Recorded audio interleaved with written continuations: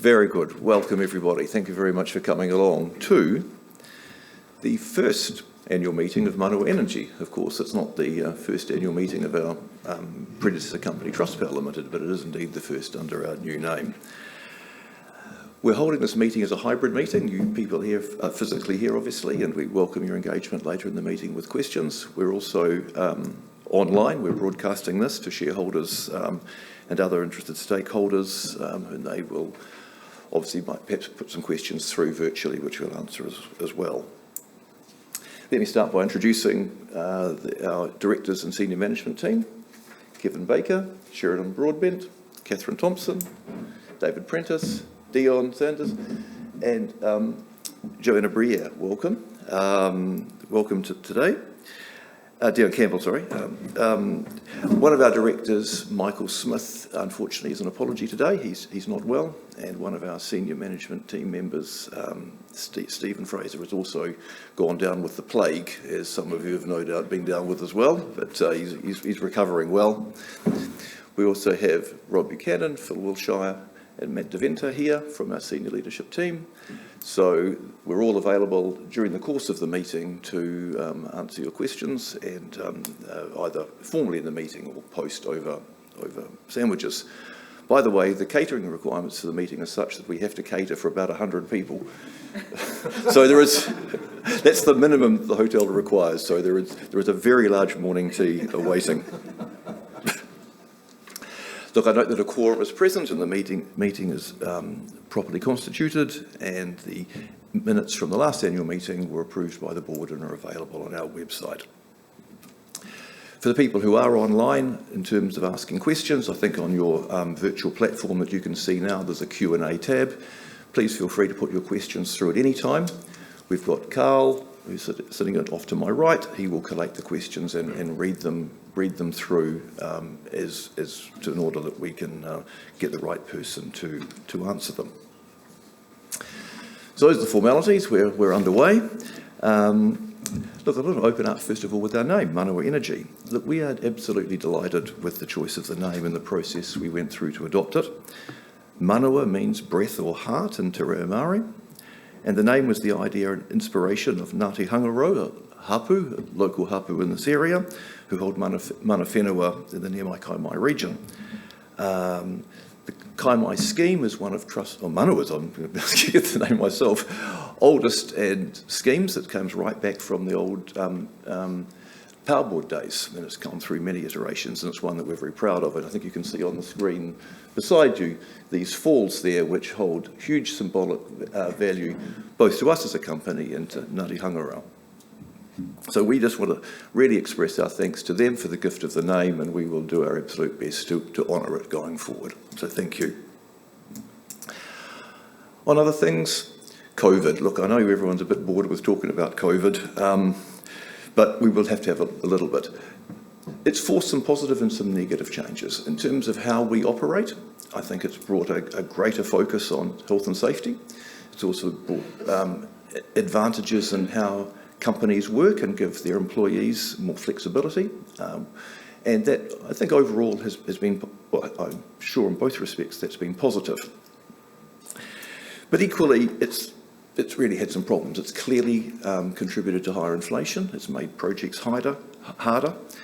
And the one issue that I do want to address today is that, I'm concerned that New Zealand has become a bit more insular and a bit more parochial as a result of COVID. We've made our immigration settings too tough. We've closed ourselves off the world for too long and too much, and it really is the imperative of us all, political and social and business, to reopen. In terms of how it might directly affect Manawa, we do have an ambitious growth program, and we will need talent to execute that program. And the reality is that some of that talent will have to come in from abroad. We've got a lot of internal talent, and we will first of all look to the New Zealand market.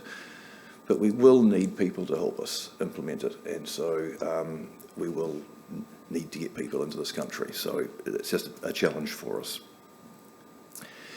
Next, I just want to talk a little bit, as I do each year, because it really is the overriding macro theme, which is electrification and climate change. There is no question. Strategically, this board, your board, has adopted, but no surprising that the direction of travel is to electrify the economy and decarbonise. We are 100% behind that. But what we know is that in aggregate, New Zealanders will not consume less energy. People are not going to turn on the electric blanket. They're not going to not drive. They're not going to have their refrigerators and their TVs. What will help decarbonisation is the source of that energy. And the source that we need is new renewable. And that's predominantly in a New Zealand context, wind, solar, grid-scale solar, and low emissions geothermal. I mean, some geothermal actually produces almost as much emissions as an efficient gas plant, but others are very efficient. So that's what we want to seek to develop. But in order to support the build of that renewable generation, we do have to leave some gas in the market. Gas is a small part of the energy portfolio, will help companies like us make the positive investment decisions to build renewable energy. Because the reality is there are times, and we had one actually, a period in the second calendar quarter of this year, first financial quarter of this year, where water levels across New Zealand were very low and put the hydro schemes under a bit of stress. The next quarter, we've been spilling water. I mean, it's just the nature of the beast, and there's been, I mean, it's never stopped raining, quite frankly. And right now, and David will talk about it, some of our schemes are absolutely, totally full, which has put us in a good position. But we do need to have that gas in the market to help to balance it out. Equally, we need sound government policies. We do have the bones of a great policy, the ETS scheme, 100% support that. If you price carbon properly, you get the right incentives for people to make choices about how they consume energy, and you give the right signals to people like us as to what to build. So each year I say to politicians, back that scheme, back the ETS scheme. We back it, and we believe it can do the heavy lifting to help the decarbonisation in New Zealand. Better than ad hoc individual policies can do, which actually dull the signals given by the ETS. Next issue for us as a development company is resource consenting. Look, resource consenting is always going to be hard. We don't expect, just because we fill out an application to build something, that councils should just go, yep, that's fine. But it has for a long time been, both under the last government, under this government, it's been too hard. Look, I think you probably all know that in your own lives, if you want to put a shed on your property or build a garage. So we continually make the message, or we give the message to government, please, when you're thinking about the resource consenting laws, recognise the importance of the build of renewable energy, and just make it easier and reduce the costs for us and the time. Related to those sort of issues is, again, we ask political parties, don't look for big bang approaches. Now, of course, I'm referring to Lake Onslow, where it's natural that politicians who want to drive us in a particular direction look for a silver bullet. There quite frankly is no silver bullet.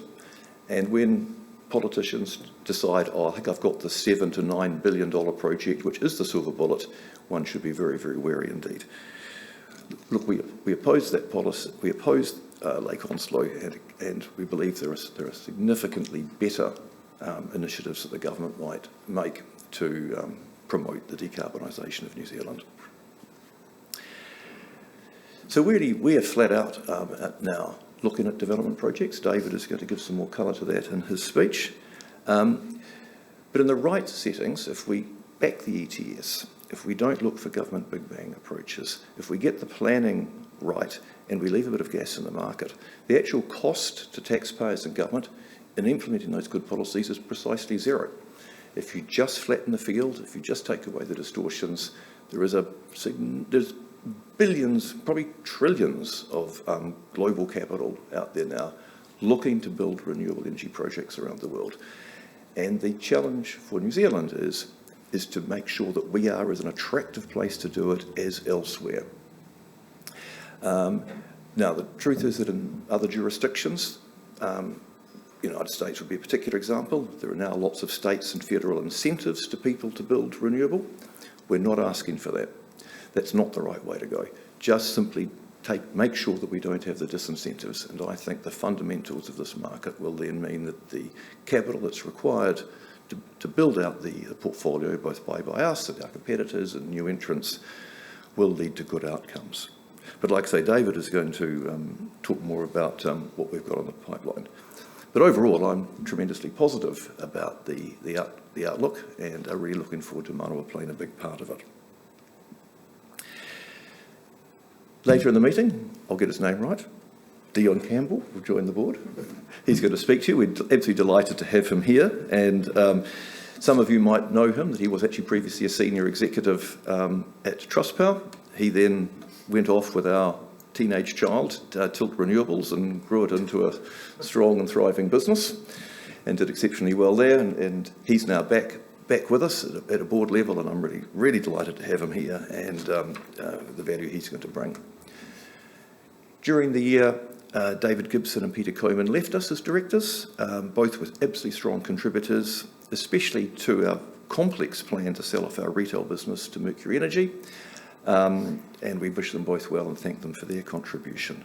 And also leaving us this year were our retail team, about 600, I think, David, 600 staff, and some people left us who have been very long-serving employees of Trustpower, and I particularly just want to acknowledge Fiona Smith, Peter Calderwood, Kevin Palmer and Paul Bacon for what they brought to Trustpower and helped set us up for going forward. So we wish them well in their next things, or indeed in some cases their retirement, but I know that some have gone across to Mercury Energy, and I'm sure they're continuing to do great work for their customers and for their new employer. And finally, I just particularly want to pay a particular acknowledgement to the Tauranga Energy Consumer Trust. Wayne is here today. Without the support of the Trust and without the support of Wayne as the Chief Executive of the Trust, we wouldn't have got this sale of the retail business to Mercury through, and we wouldn't have been able to position Manawa for its new growth strategy. So just want to make particular thanks to TECT for the role they played in helping us get to where we are. And I wish them well with their expanded mandate and their expanded role to contribute to the well-being and prosperity of the Tauranga region through how they're reallocating some of their assets and funding. So that has been very helpful. Thanks again, Wayne. So look, those are the issues I wanted to cover in my opening address. Very happy, of course, later in the meeting to answer questions. Now pass over to David, who, and he doesn't want me to say this, but he's only just out of the plague himself. But he's safe and he's really? With us. Really? Really? Really? So very good. David, over to you. Thank you very much, Paul. I will try not to cough and splutter over everyone here. Ko mau te moanga, ko tauranga te moana, ko tauranga te whenua kura, e nā iwi e pai nei, tēnā koutou. Nau mai, here mai, ki tēnei hui a tau, tēnā koutou, tēnā koutou, tēnā koutou katoa. Kia ora, and I'd really like to extend Paul's welcome to you all, and thank you for joining us here today to reflect on, and I use this very carefully, what has been an incredibly transformative year for us as a company. So during another year of ongoing challenges, as Paul said, relating to COVID-19, persistent below-average inflows into our schemes, continued sustained regulatory uncertainty, we completed the sale of our mass-market retail business to Mercury to achieve the vision that we'd set out over a year in advance of that. And that was to create a standalone, sustainably renewable generation business with a renewed focus on developing and delivering new generation to support the growing energy needs of tomorrow and help meet New Zealand's emission reduction targets. And importantly, at the same time, we did that while still delivering a pretty good result, with an EBITDA of $204.2 million, which was actually up on last year, and which included strong performance right across our continuing operations and our discontinued retail operations. And I'm also pleased to report that we've delivered on some of the key commitments that we set out at this meeting last year, and specifically including the development and rolling out of our new strategy, and I'll talk to that in one of the slides in a minute, and our new growth strategy, for Manawa Energy, and also in the recruitment of what I believe is an incredibly high calibre executive team that Paul talked about earlier. And we're making great progress in developing our new renewable pipeline, as well as continuing our programme of asset enhancement at some of our key existing schemes. We're also working closely with our customers. We have retained our commercial and industrial customers as we look to grow and develop those relationships and explore new innovative solutions and channels to market to help them deliver low-carbon solutions for the future.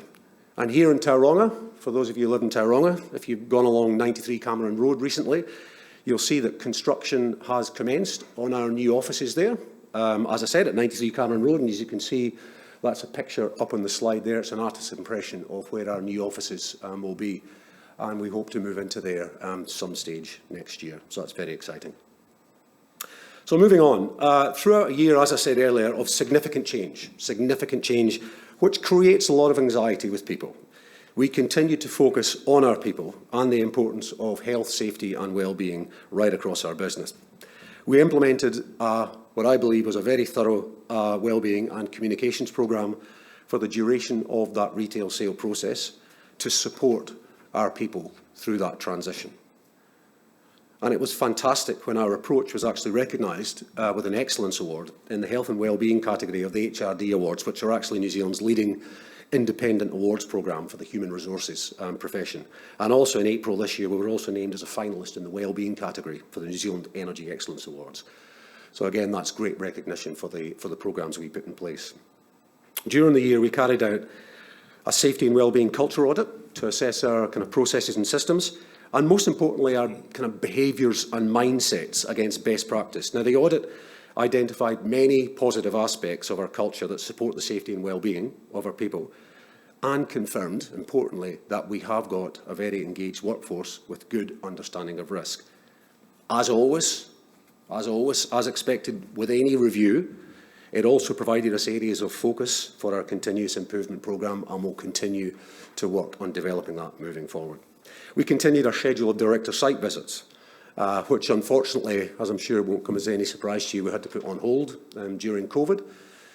So we really ramped that up over the past 6 months, where we got our directors out to site, primarily with a focus on site safety, allowing the directors to really get a feel for the safety culture on our sites. So talking a little bit about the external context now, hydrology, by its very nature, provides challenges, and last year was no different. Our generation production volumes last year were 1,760 gigawatt hours, which were actually up on the previous year's record low, but they were still materially lower than the long-run average, mainly due to low inflows. So we've had, effectively the last 2 years, have been incredibly dry. It doesn't feel like it just now, does it? But incredibly dry across New Zealand. However, pleasingly, our work on asset investment delivered additional output, which helped contribute to the 52 gigawatt hour gain on that previous financial year. Now, volatile spot market prices were elevated for a large part of last year, reflecting the low inflows and the relatively high cost of thermal generation. And those high prices actually continued into the start of this financial year, and I'll talk about that in a minute, on the back of continued incredibly low, record low monthly inflows. So with high spot prices continuing to be a feature of the market, our wholesale team then have to use their what is considerable experience to manage our exposure, while our operations team have worked to maximise the returns through production optimisation on our schemes throughout the country, and most importantly, the efficient scheduling of outages so that we can maximise revenue. So if we look at our existing generation, running a safe, sustainable and reliable fleet of generation assets, while taking account of the many environmental and regulatory considerations, are critical issues in terms of guiding our focus and priority. We've got a comprehensive programme in place to capture, assess and prioritise safety improvements across our portfolio. Now, over the last year, we also increased the internal engineering resources working on dam safety. And as part of that programme, we progressed stability assessments on several dams and undertook designs for remediation works and dam safety improvements. Operational excellence, though, asset management and scheme efficiency and enhancement remain key drivers to maximising profitability from the outputs from our existing fleet of generation assets. Around 15, doesn't sound like a lot, but it is, around 15 gigawatt hours a year worth of enhancements have already been completed, and there's another 15 gigawatt hours a year expected to be delivered in this financial year. And we remain on track to deliver a further round about 79 gigawatt hours worth of enhancements currently planned over the next 3 years.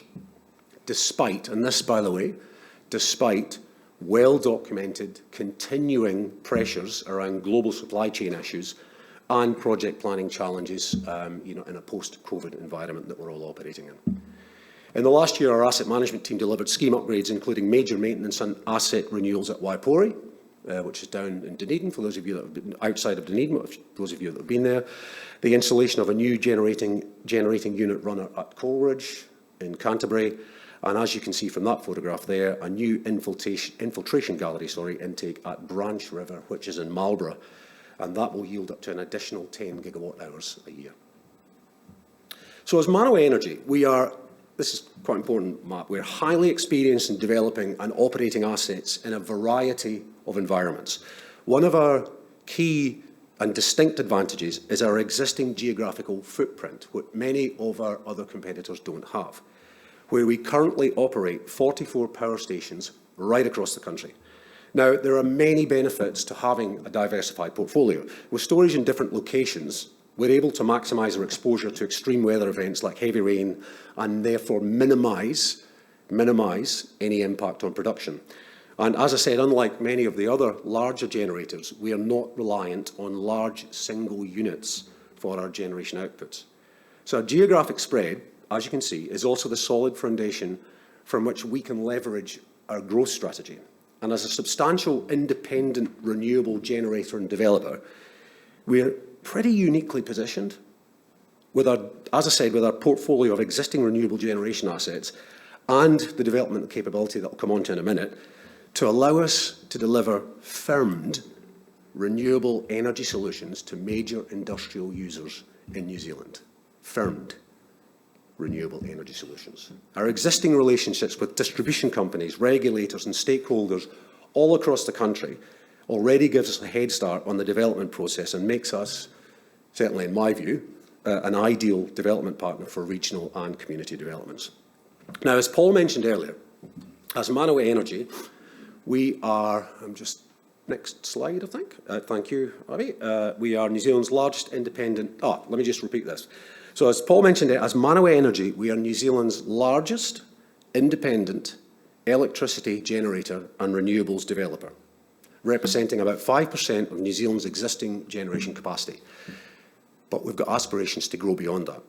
And we've got a newly developed strategic plan that sets out this path, as you can see from this slide here. Now, our strategy is focused on kind of two key pillars: growth and operational excellence. Now, we're taking a very deliberate approach to new development. We're pursuing our own projects, in addition to pursuing partnerships and joint ventures with existing developers. Our current growth focus is on a range of solar and wind projects in both the North and South Islands, with a number of opportunities at various stages in the development pipeline. More on that in a minute. We're also working closely with our customers, as I said earlier, as we look to grow and develop our relationships and explore solutions for them and channels to deliver low-carbon energy. And as already mentioned, we're going to continue to deliver operational excellence across our hydro fleet, undertaking value-added enhancements to our existing schemes, at the same time looking for opportunities to optimise our existing portfolio and drive efficiency and improvement across the business. But these goals, as you can see there, none of these can actually be achieved in isolation. And we have to look at the critical enablers across the business that we need to put in place to succeed. What are they? One, embedding a digital mindset, using data and automation to enhance decision-making, creating an environment that brings out the best in our people, and ensuring that we've got workforce planning to ensure our internal capability and capacity aligns with our strategic goals. So in terms of the development pipeline, as I said, we've made, I think, pretty significant progress over the past year on developing our pipeline of primarily wind and solar options. We now have over 30 opportunities at various stages of maturity being assessed at present. So our existing assets and capability and access to capital means that we are very well placed to take these development concepts through to execution. We're smaller, we're more agile, we're a far more focused business than some of our other larger competitors, which makes us an attractive partner to both developers and end-use customers. And that's being demonstrated by the regular inquiries that we are receiving from potential partners. Our plan is to develop some projects ourselves, but also look to set up commercially attractive partnership opportunities that can potentially provide faster development timelines and risk sharing across projects. And our recent partnership with announcement with Hawke's Bay Airport is an example of this flexible approach. Other current prospects include 2 grid-connected solar projects, which is an up to 120 megawatt site near Thames and an up to 100 megawatt site just north of Auckland. We also have a large consented grid-scale solar project in Northland, already consented, and are in discussions with a large C&I customer for a potential offtake from that scheme. And we are currently running a process for the procurement and installation of equipment to further advance these projects. And finally, we are currently evaluating over 1 gigawatt of wind projects in New Zealand across more than 5 sites.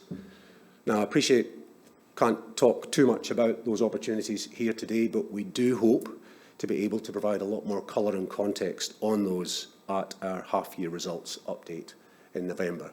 But for now, as I said earlier, we're very exciting in terms of the progress that we are making across those.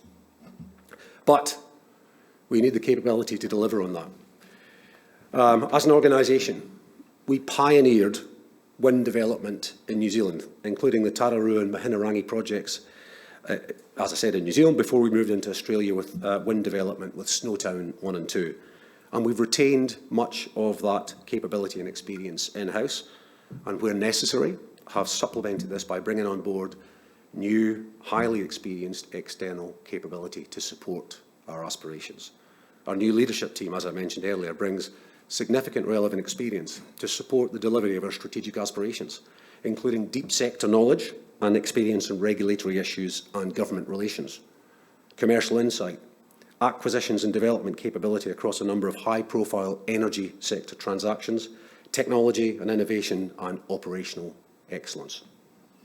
In Infratil, we have an aligned and a supportive major shareholder with a focus on investing in renewable energy through, in their case, a highly diversified operating and development portfolio across technologies and geographies. So we've got the ability to work with them and leverage off that. We have significant and flexible funding ability. And having completed the sale of the mass market retail business, now have a much clearer focus than ever on investing in new renewable developments. And importantly, as I mentioned earlier, we have the assurance of a diverse portfolio of existing flexible and geographically dispersed generation, which means, unlike those investing solely in the intermittent supply of wind and solar, of which there are many new potential entrants into the market, we can deliver firmed renewable generation solutions to customers. So, I'm getting there, trust me. Alongside our strong focus on growth, we continue to prioritise our broader corporate responsibilities. Look, it's a privilege to be part of communities and utilise water to generate renewable electricity in the many schemes we operate around the country.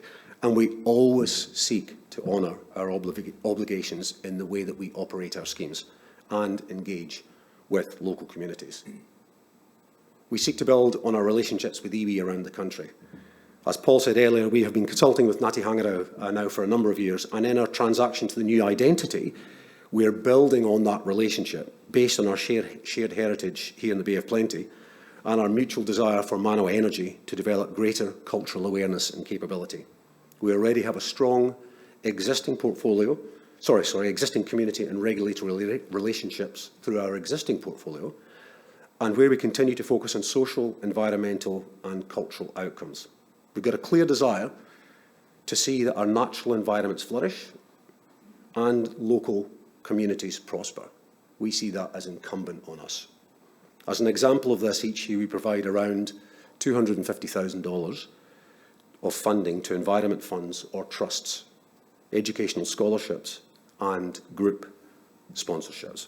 Our power schemes operate within a significant, well over 3,000 number of resource consent conditions that govern the operation, the monitoring and the maintenance to demonstrate that we are operating in an environmentally sustainable and legally compliant manner. Last year, for instance, we recorded a 99% compliance rate across approximately, as I said, 3,500 consent conditions, with all non-compliance incidents classified as low impact, based on a ranking system that considers the environmental, reputational and legal effects. Climate change. Climate change is, of course, something that affects us all in more and more challenging ways. At Manawa, we take our role seriously with respect to minimising our carbon footprint, and will continue to develop and expand our reporting on climate-related financial disclosures. However, ultimately, as I keep coming back to, we know that it's fundamentally our people who are our greatest strength, and we need to continue to invest time and resource into ensuring that they are set up to succeed with a strong alignment to our strategy and the development of a culture founded on operational excellence. So finally, I just want to provide you all with a bit of an update on how this year is tracking in terms of financial performance. So first 2 months, as I alluded to earlier, the first 2 months of this year were incredibly dry. As I said, it's a bit difficult to remember that now, but that was the case. And at the same time, we had incredibly low wind volumes and very high wholesale prices. So that led, as I'm sure you can imagine, to some particularly challenging conditions, certainly for the first 2 months of us as Manawa Energy. Further downward pressure on financial performance is actually coming from the pace and scale of our new development costs. Now, while we had envisaged a certain amount of activity and associated costs around our new generation development activity, it's actually greater than we had anticipated. And while this is creating further short-term downward pressure on earnings for this year, clearly this is incredibly positive in the long term. That being said, it's obviously early days in terms of our financial year, and we are certainly well placed with regards to lake storage, with now well above average volumes across all of our schemes, and continued strong forward prices, providing a more positive outlook for the remainder of the year.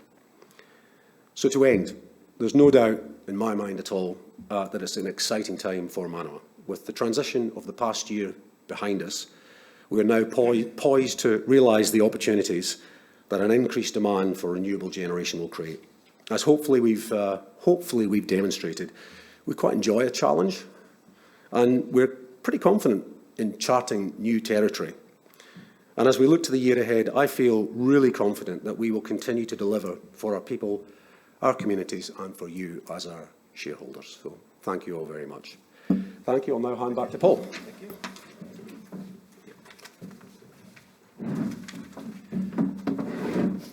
Well, there you go. That should inspire you, shouldn't it?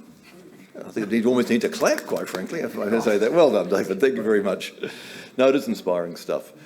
So look, open for questions. So apologies, Carl, I didn't introduce you before, I think. Don't think I did. He's collecting questions from the online platform, but let's take questions from the floor first. Please wait for, I certainly encourage questions, please wait for the microphone so we can all hear, but it also means that the people who are online can also hear your question. So, do we have any clarifications or inquiries from people in the room?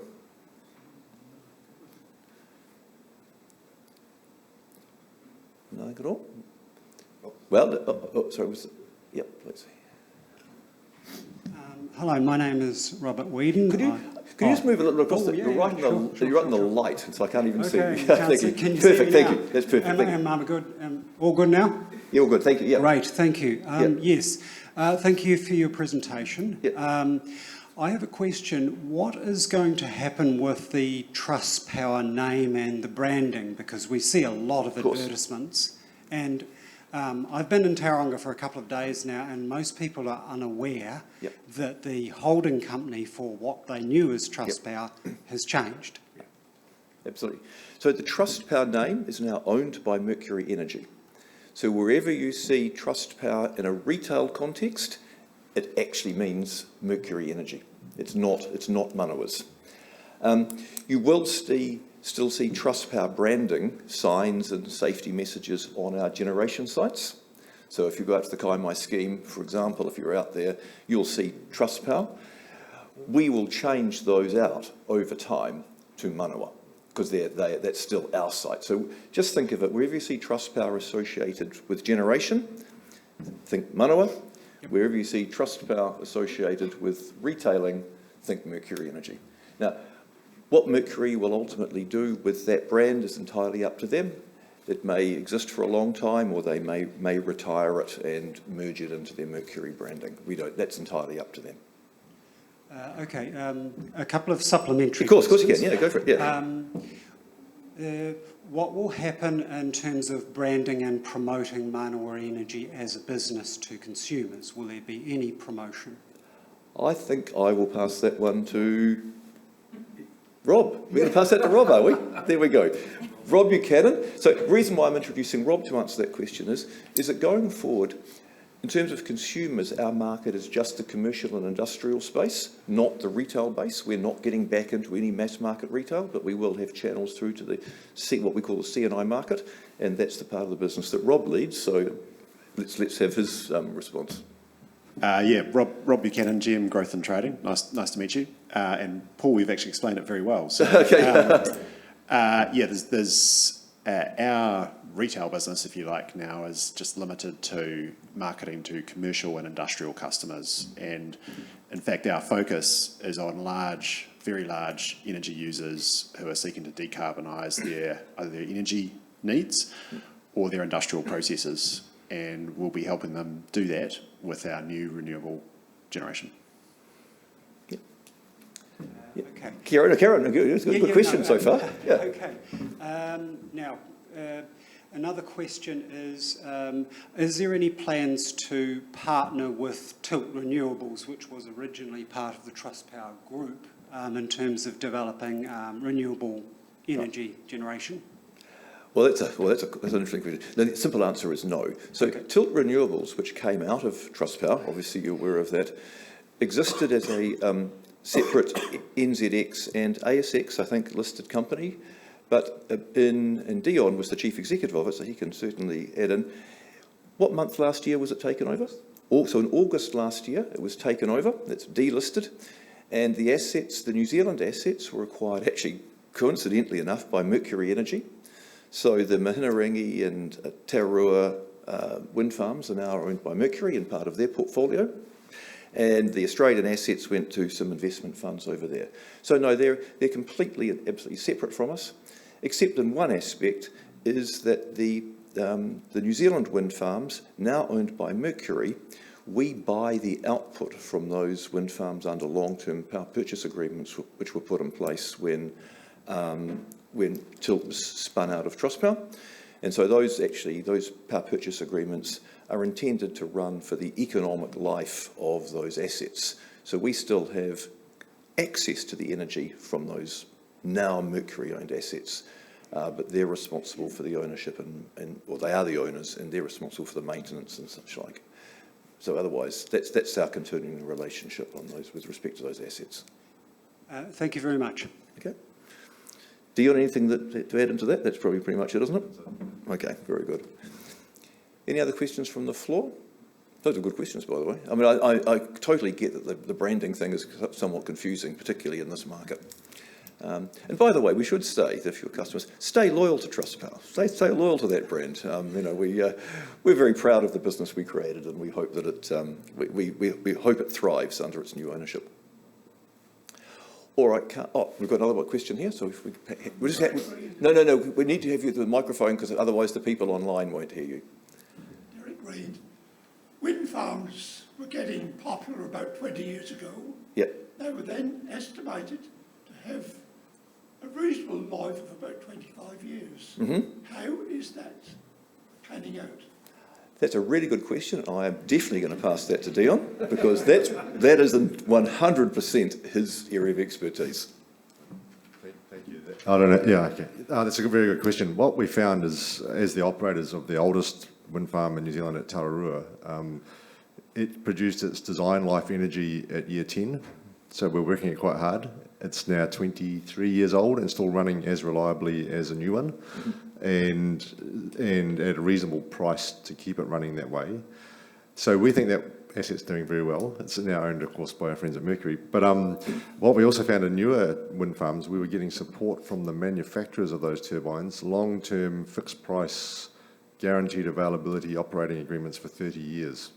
So the wind farms now are expected to last at least 30 years, and the manufacturers stand behind them. So, yeah, 20 was a good estimate. We've seen the oldest one get close to 25, and it's still going all right. So, yeah. Next question is, solar Do farms. you want to put your mic up to your mouth? Because, again, I can hear you, but just make sure that the people online can hear you for sure. Just a little closer to your mouth.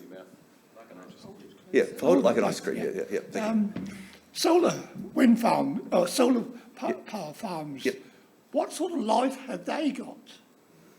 Right. I'm going to put that one back onto Dion as well. They probably have a similar life. What happens with a solar panel is it degrades over time, and so there's a degradation rate in terms of the output from a solar farm, and it's normally warranted by the manufacturers. And what we've seen in some of the, we've obviously never built a scale solar farm either in Tilt Renewables or in Trustpower or Manawa yet, but what we've seen with others is that degradation rate has been faster than people expected, and it's impacted by things like humidity, temperature. They also, there's been other challenges around the world with hail damage to glass panels and things. So they're a little bit tricky to understand exactly how long they'll last, and I guess that's part of the learning of the industry as time goes on. They're all looking okay anyway. Well, yeah, look, the reality is with a solar farm, it's a large number of individual panels. If one stops, you put a new panel in, and they're relatively inexpensive to replace. So that's what they do. They just carry on rolling them through and replacing the new ones. Right, possibly one more question. Of course you can, yeah. How are you expected to finance your future expansions? What an excellent question indeed that is.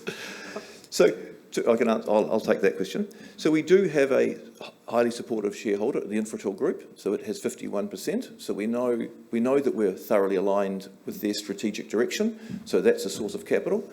So one way of doing it is to simply go do a rights issue to all shareholders and say, look, we need to raise X $100 million, and can you contribute? I mean, you've seen rights issues commonly around the market.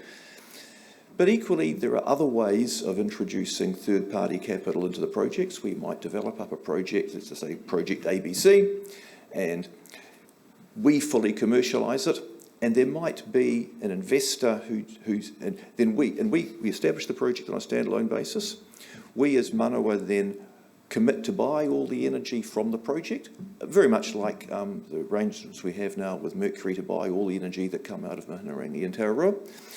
And against that purchase obligation, it might be that a financial investor says, okay, well, if I know that these cash flows are strong and secure to come into the project because it's got Manawa's credit against it, I'll fund the development of the project. And that's very much what is happening. Infratil has some other energy subsidiaries around the world, including Longroad in the United States, and that's very much the model that they're using over there. Now, I want to be 100% clear. We haven't even got to any of these discussions at a board level, but we will, but because the priority at the moment now is actually developing up the projects. How we structure and finance them is we'll deal with when we've got the projects to do it. But there's a variety of things. There's a variety of ways that we can do it. One little comment, made a smile. Yeah. Please don't sell out to Australia.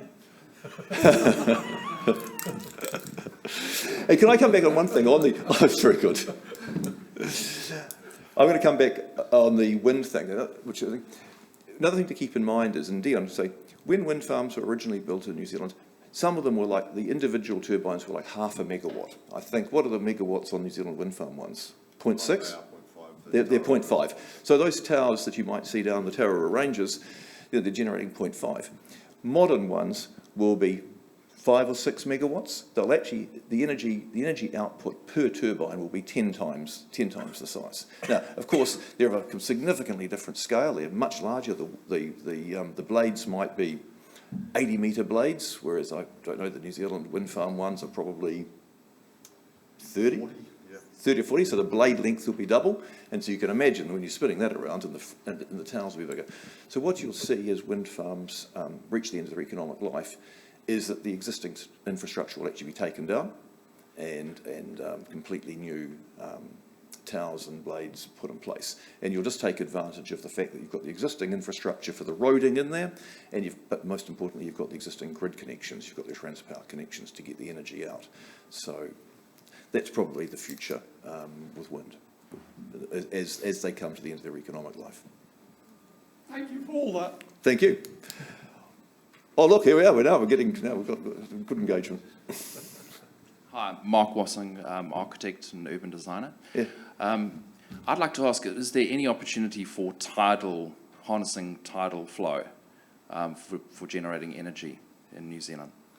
No.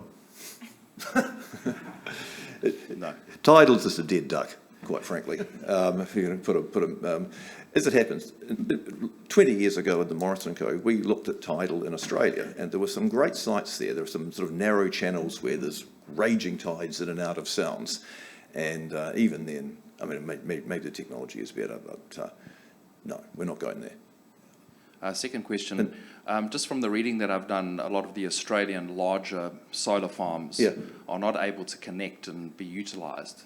Is that correct? Or they can't go back into the grid? That's right. I mean, again, I might pass this to Dion. At the end of the day, when you're building any new generation asset, a critical thing, and absolutely what Rob is absolutely focused on, is how close are you to an existing grid connection? And it's almost exponential, I'd say, Rob. The further the costs sort of like double, triple, quadruple in terms of how far you go. So absolutely, you want to be as close to a grid connection. What I think is happening in Australia is there's a lot of remote communities there, and that simply are not grid connected into the national energy market there. But they still can do local renewable schemes inside a local grid, and then maybe they're using batteries, and maybe they're using some thermal backup to give them that 24-hour cover. And the other thing that people will do is they may well, again, not in New Zealand, this is not going to happen here, but people may well build huge, enormous solar arrays in sort of desert areas, and maybe they'll make hydrogen out of it. Maybe they'll just use that to make green hydrogen, and then truck that out, or rail it out or something like that. So, grid connection is a significant part of the cost of renewable, and you've got to try and optimise your solution. So, yeah, you're right. Just a third question. Yeah. Is there, I understand the focus on commercial and industrial, and the retail business has been pushed aside. I'll just cite my own example.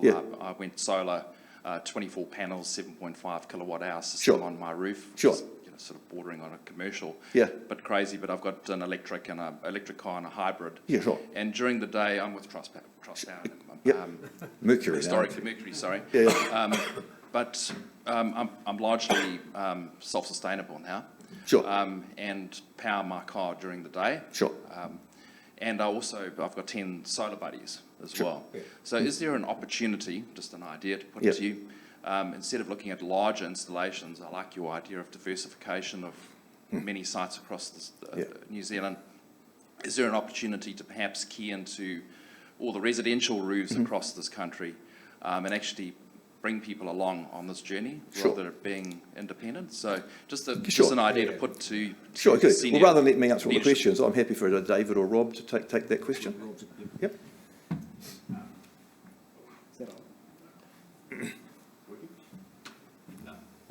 No? There we go. There you go. There most certainly probably is an opportunity for that. That won't be our focus, however. We're focused on grid-scale solar wind developments, just given the cost, frankly. Big projects, scale it over a large size and sort of deliver sort of better economics on the project in that way. But I'm sure there'll be others that look at that market and move in that way. That's right. I think that your type of thing is something that's ultimately going to match better with somebody, one of the existing gentailers with a large retail base. It's just simply won't be our strategic area of focus. Thank you. You're up. Ross Prestige, Yeah. born here, still here. Mine is a simple question. Is there any chance of having shares in lieu of dividends? Especially if you're looking for you funding. mean dividend reinvestment plan? Correct. Right. Not at the present point in time, but I wouldn't rule it out completely. I think we have. I'm not 100% sure. I think we have the kind of the structure and the paperwork in place for it, but haven't elected to do it in recent times. But look, at the point in time where we need to raise new equity, if we get the projects underway, DRPs, dividend reinvestment plans, are definitely a way that you can do that, but not in the short term, no. Thank you. All right. Oh, we've got one in the back left.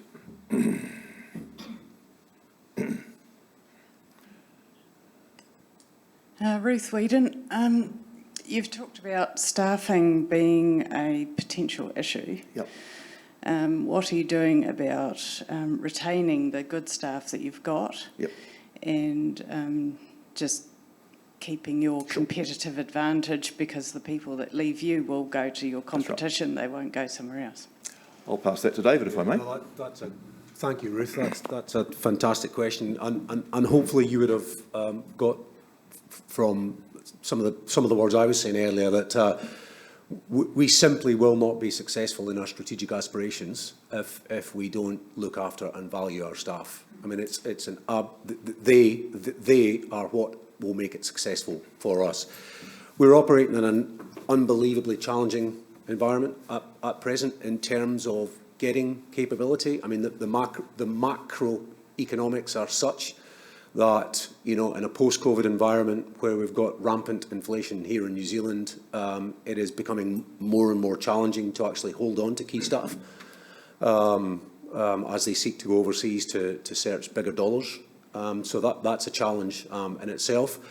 But also even here in New Zealand, where we've got high inflation, where costs are going up right across the patch, we need to make sure that we look after and value our staff appropriately and reward them appropriately. So there are a number of different things that we are considering at present, all the way through to simply just better, and I'll be honest, I think better valuing our staff than perhaps we have done in the past. And I think there's some fantastic, I'll be absolutely honest, I think there are some opportunities for us to do better there. And I certainly intend to do that going forward. And as I said, one of those things will be looking to make sure that we remunerate them properly for the skills that they bring to the organisation. Great question, Neil. Thank you. Look, I just wonder, we do in a board, we have a people and remuneration committee. We actually have a dedicated subcommittee that deals with people, which is chaired by Joanna there. Is there anything you might add to that, Joanna, or from a... I think David's probably answered it. It's certainly something that we're looking into at the moment, and I totally agree with David, having come from another organisation of a similar size. It is about the people, and it is about creating the culture. And I do feel that with our new exec team, we're really leading the way in terms of valuing the people that we've got. And there's more to come, really, I think, in the coming months. Is something we're focusing on between now and Christmas time. So hopefully we can report back to you at a later date of our good retention, I hope. Yeah. And I think maybe just to add to that, I mean, I don't think we should underestimate what the last couple of years have meant across the organisation. So while we can sit here and I think feel pretty happy with the outcome in terms of the sale of that retail business, there is absolutely no doubt that we as a board and an executive went into that with our eyes wide open, because as soon as you announce something as material as that, you know that it's going to create a degree of anxiety. And so we were very, very, very cognizant of that. And coming out of the other end, we will continue to look after our people as best we can. And maybe if I can just add, sorry. You know, we're an organisation that is planning on moving forward. We've got something that's attractive to people. Young people want to be involved in renewable energy. So we've got the carrot in front of people. That will be immediately attractive to people to come and work with us. We're not closing, you know, turning the lights off and closing the business down. We're doing exactly the opposite. And if I just reflect on the board papers that we've been given now, you know, huge opportunities, and we've really made a big step upwards in terms of what we want to do. So I think from that perspective, it will be relatively, it won't be easy because of the things that Paul's talked about, but we're heading in the right direction. I think, you know, I'm really excited about it, and I hope other people will be too. Very good. All right, Carl, what have we got online? Anything there? Hopefully there's some... Oh, you're not quite on, I'm not sure you're on yet. Okay. All right, first one is, given the trading update, do you expect the half-year result to be down? David? No. We down on what? We have a range. So no, the key point is that we have provided a range to the marketplace in terms of what we believe our full year result will be, and we are still anticipating that we will be within that range. Simple as that. Yep. Thank you. Next one, can you provide any commentary on the dividend outlook? On the dividend? No, we announced our new dividend policy at the time of the split. Now, just my immediate memory is I can't remember what the reference is, but Phil might be able to help us. But whatever dividend policy we announced at the time we completed the sale has not changed. Phil, can you remember exactly what the dividend policy range is to help me out here? Sure. The dividend we continued, we announced that it was a continuation of the previous policy, which was we will pay out 70 to 90% of our free cash flow on average over time. Thank you. Well, I'm glad you remembered straight off the top of your head. That's why you need a good CFO. Is Manawa Energy looking at offshore wind or nuclear power? An interesting question. The answer is no to both, but there's probably something a bit behind that. Nuclear is making a little bit of a comeback in some jurisdictions, particularly France are going to build some more. I think the UK is going to build some more, and I personally, this is not a Manawa statement, by the way, but I hope they get on with it. I think it's potentially a great way of decarbonising, but it's not something that is appropriate for New Zealand context. Offshore wind is also huge in other jurisdictions. I think the UK is probably the global leader in offshore wind, but it's very much a reflection of their estuary-type environment and the shallow waters around that island and up in Scotland. And New Zealand doesn't have as a favourable environment for that. And we've also got a substantial number of onshore sites. But having said that, look, there is, I think, New Zealand Super has partnered with somebody and they're looking at a large offshore wind opportunity. I think Joanna knows a little bit about this off the Taranaki coast, so it might be that something that somebody else does. How challenging will resource consenting be in building new generation?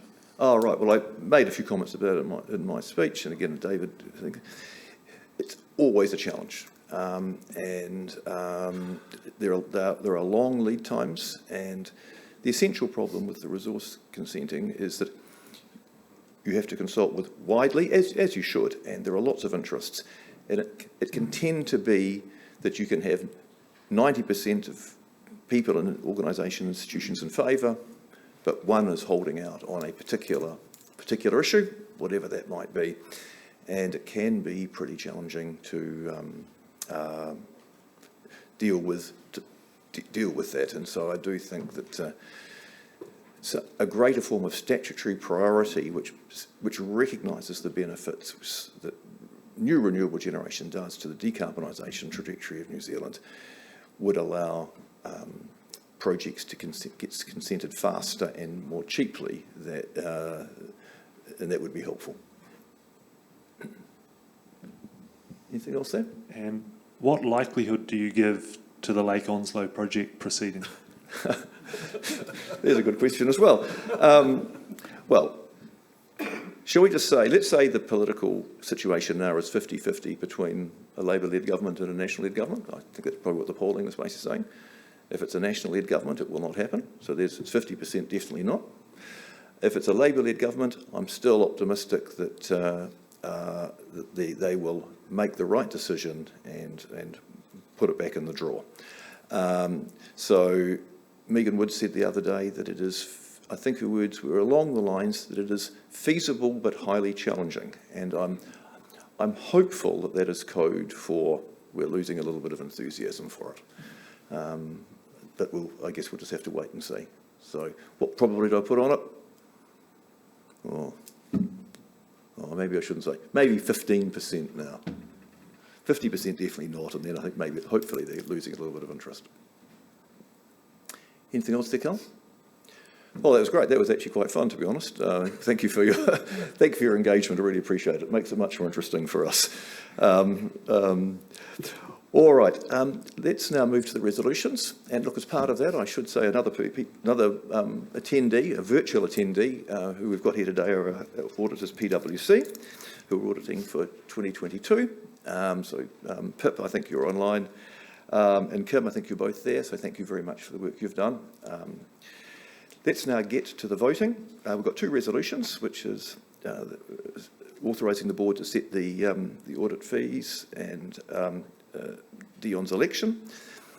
For those of you in the room, you may well have cast your votes already. If not, just sort of you hand in your piece of paper and hand it into the desk. Those of you online, hopefully you're looking at some instructions on your screen now, which you'll be familiar with, and tick the right boxes. So, which one is first? Is it? It's Dion is first. Very good. Okay. So, Dion was appointed to a casual vacancy on the board just a couple of weeks ago now. And he's now, as is required by the Constitution, up for election at the first annual meeting after his appointment as a casual director. He has the full support of the board for election, and I now invite him to say a few words to you about himself.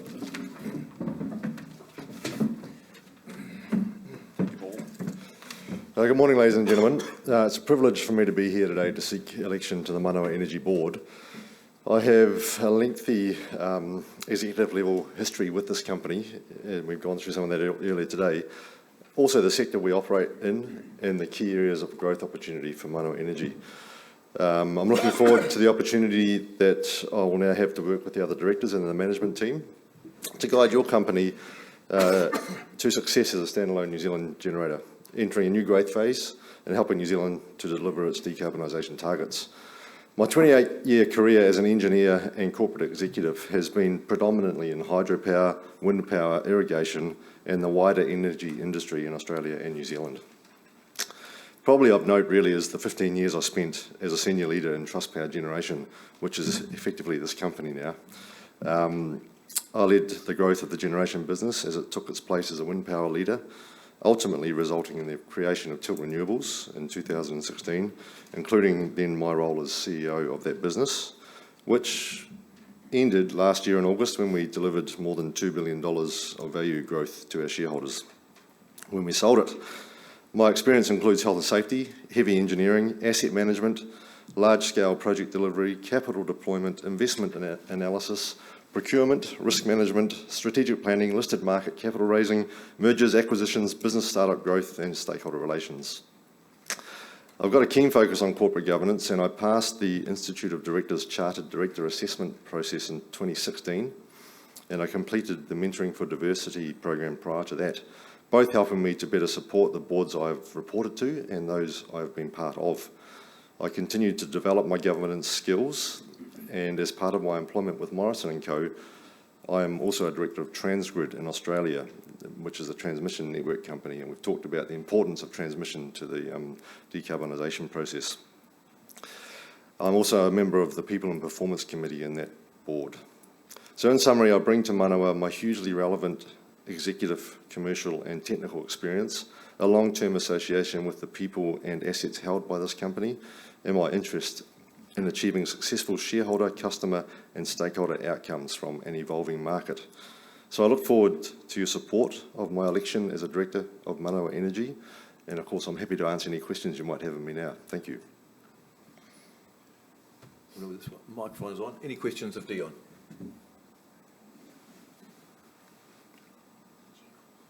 All right. Too easy. Very good. So again, we will be reporting the outcome of that in due course. And so just to be clear, Dion has been determined by the board to be a non-independent director because of his association with Morrison & Co, who is the manager of Infratil, and Infratil is the 51% shareholder in Manawa. Very good. Second resolution, so relatively quick, the formalities. The directors be authorised to fix the fees and expenses of the auditors of Manawa Energy for the ensuing year. Again, in terms of voting, people in the room, you know how to do it. Just hand your card in outside. People online do the same thing. Do we have any questions on that resolution? None from in the room. Carl, do you have any questions on that resolution online? Very good. Then that is that. Thank you. Thank you for those formalities. So that, I think, just brings us to general business. We've had some good questions and answers, but now's your chance to raise any other issues that you wish to raise or to close out with any further questions. Carl, you got anything online? No. Thank you very much. Well, everybody, thank you very much for your attendance today and the engagement that you've given us. Like I say, it's much more rewarding for us in preparing for these meetings if we get some people to come along and ask us some questions, so I really do appreciate that. So I declare the meeting closed and invite everybody to join us for some refreshments and morning tea. Thank you very much.